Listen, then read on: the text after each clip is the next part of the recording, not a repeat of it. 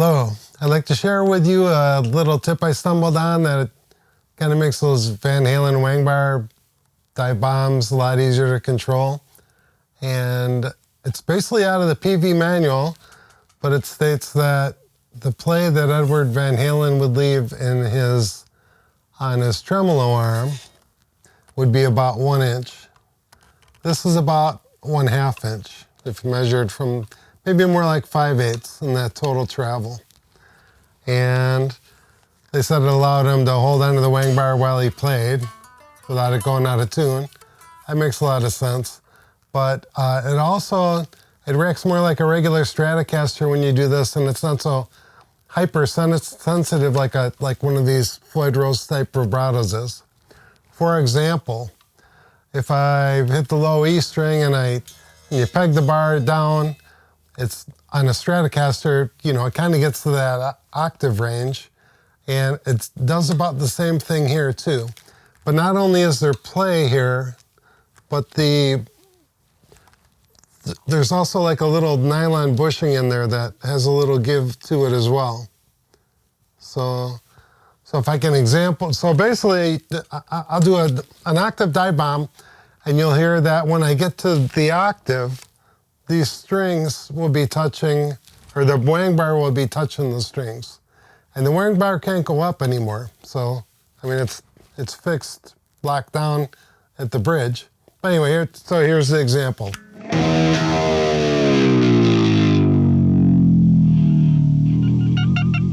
See right there about the octave, it's already hitting the string. So it just makes it a lot easier to play it and to control all those little vibrato things that he used to do, they say, especially in the first album, but then he never really lost that ability to control the wang bar like he did with the original Stratocaster vibrato when he went to the Floyd Roses. And I'm not sure exactly how that all came about, but that's just an example of this guitar. It's pretty loose, right? There's a nut on the other side of this, which you get into from the back side. And that's this guitar. Let's take a look at another one real quick. If you take a regular Floyd Rose, and there's a couple things you can do with it. You can screw this down so it basically stays in position, allows you to do those flutter things. And then you got to kind of kick it out of the way. But as loose as you can make this, it doesn't really matter. It's only going to ever be as loose as the threads themselves from the bar. So this is more like, that's how much wiggle room this has. But even so, like if I'm going to go down an octave here, it's right about there. That's about all the play I have here. Right about there. So that whole, I don't know, it's not even like 5/8 of an inch or 1/2 an inch. It still gets me right to the bottom of an octave. So these are, really hard to control.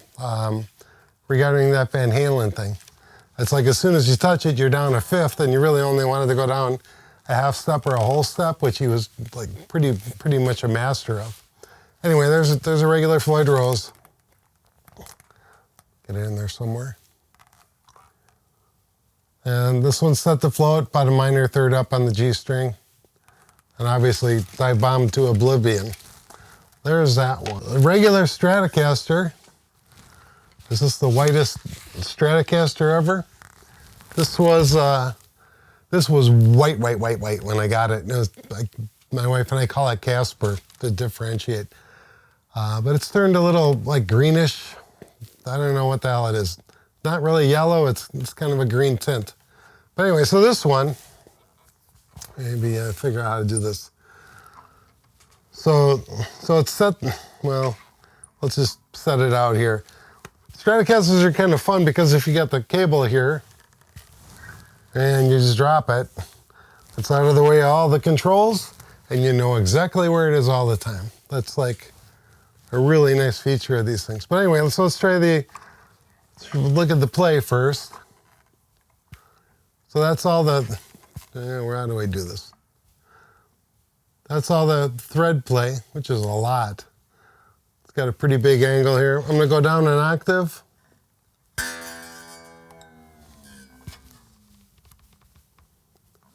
That's about the range. Actually, I can go a little bit farther to hit the strings, but part of that is because this vibrato bar has such an angle to it. But anyway, it's kind of about the same range.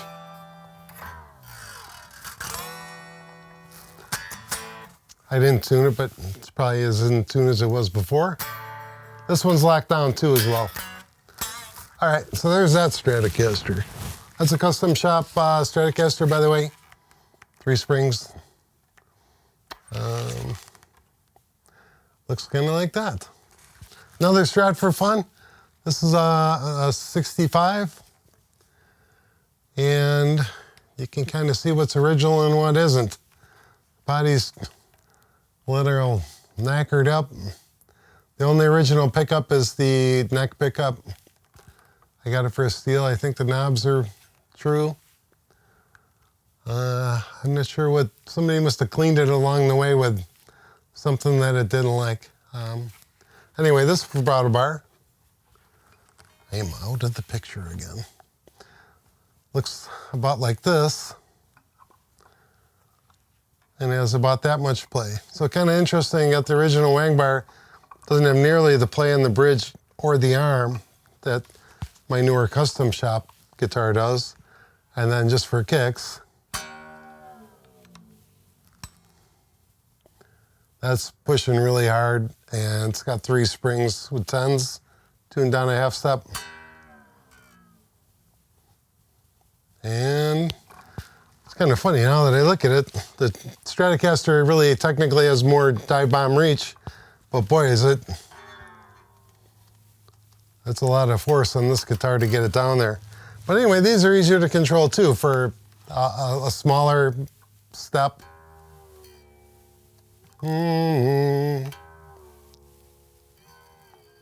Like I'm moving significantly there. That would be, you know, at least the 5th or something with the Floyd Rose.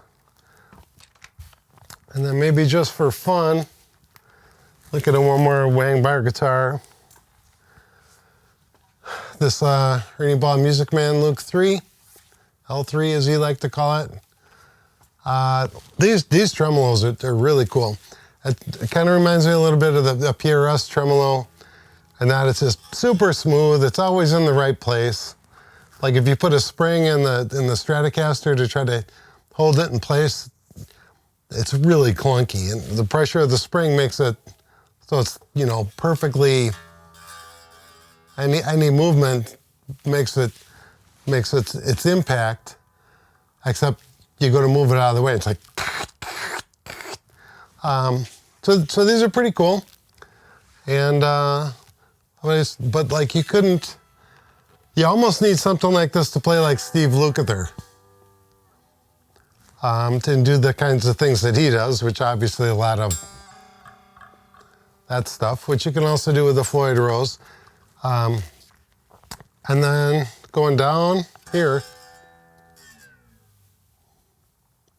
this is pretty controllable too. I could go a little farther, kind of like the Stratocasters. And this is also in a great position to play. Actually, all of them are. But really, I think the point I'm trying to make here is, let me put this down. The point I'm trying to make here is, if you have a vibrato bar that's something like this, and it looks really stupid how it's set up, but that's how Van Halen did it, and even more so. And it works. It just flat out makes the guitar easier to control, like in multiple ways. So listen to the master, and he had some good ideas. That's it for today. I really just wanted to share that little Van Halen tip. It's uncanny how well it works, and I think it's worth a try if you have a guitar that allows you to do it. Thank you for watching, and have a wonderful day, and please like and subscribe if you're so inclined. Thank you.